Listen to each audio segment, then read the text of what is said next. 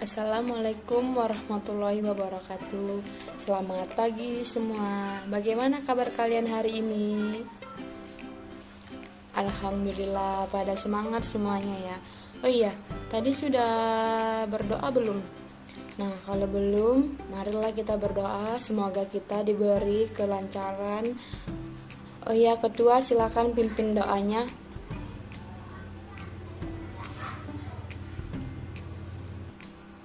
Terima kasih ketua. Lain kali sebelum melaksanakan sesuatu, ada baiknya kita selalu berdoa supaya kita selalu diberi kesehatan, kelancaran, dan kemudahan oleh Allah Subhanahu wa Ta'ala. Amin ya Rabbal Alamin.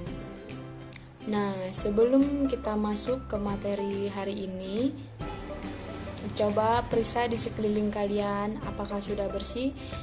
Jika masih ada sampah-sampah, tolong diambil sampahnya, dibuang ke tempat sampah. Mejanya dirapikan supaya lurus. Iya tuh, pakaiannya juga dirapikan ya supaya rapi, biar belajarnya pun nyaman. Nah, kalau sudah rapi semuanya kayak gini, langsung saja kita masuk ke materi kita hari ini ya, yaitu tentang perilaku penyimpangan sosial. Nah, di sini kita akan membahas tentang pengertian perilaku menyimpang, faktor-faktor penyebab penyimpangan sosial, contoh perilaku menyimpang, dan ciri-ciri perilaku menyimpang. Yang pertama, kita masuk ke dalam pengertian perilaku penyimpangan sosial. Nah, perilaku penyimpangan sosial adalah perilaku yang menyimpang dari norma dan nilai sosial keluarga dan masyarakat yang menjadi penyebab memudarnya ikatan atau solidaritas kelompok. Maksudnya yaitu tindakan yang melanggar norma-norma dan nilai sosial keluarga dan masyarakat.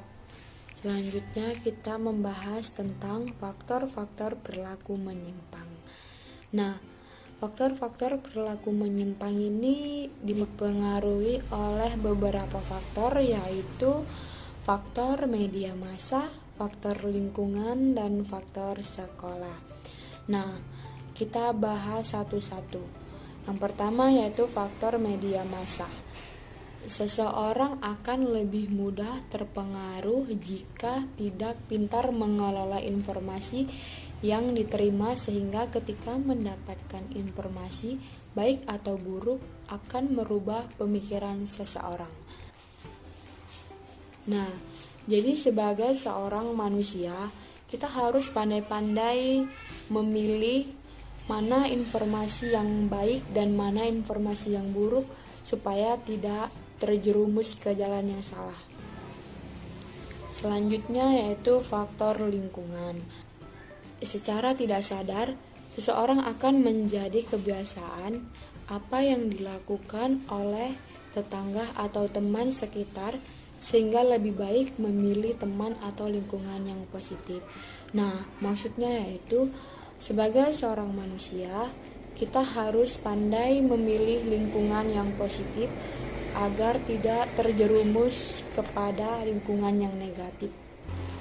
Selanjutnya yaitu faktor lingkungan sekolah.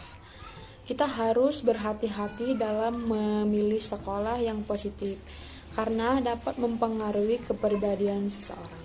Maksudnya yaitu sebagai manusia kita harus pandai-pandai memilih sekolah yang positif. Contohnya gini kan, sekolah itu memiliki tata tertib yang bagus.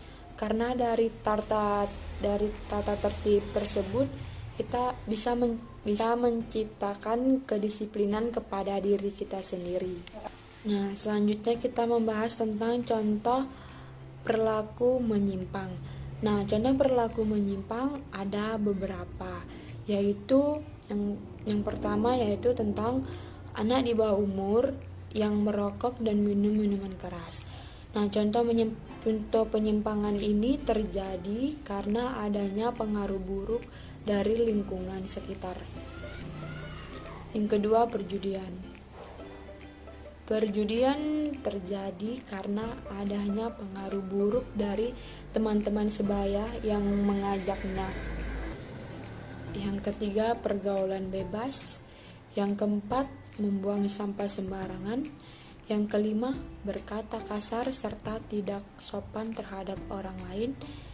Yang keenam, kriminal asusila. Dan yang ketujuh, asibullying. Nah, materi selanjutnya yaitu tentang ciri-ciri perilaku menyimpang. Ciri-cirinya yaitu seseorang merasa lebih unggul daripada orang lain, tidak memiliki rasa tanggung jawab, tidak memiliki rasa hormat, berkelakuan tidak baik, sering melanggar peraturan. Nah, jadi kesimpulan untuk materi kita hari ini yaitu perilaku penyimpangan sosial adalah perilaku yang menyimpang atau melanggar nilai dan norma yang berlaku di masyarakat.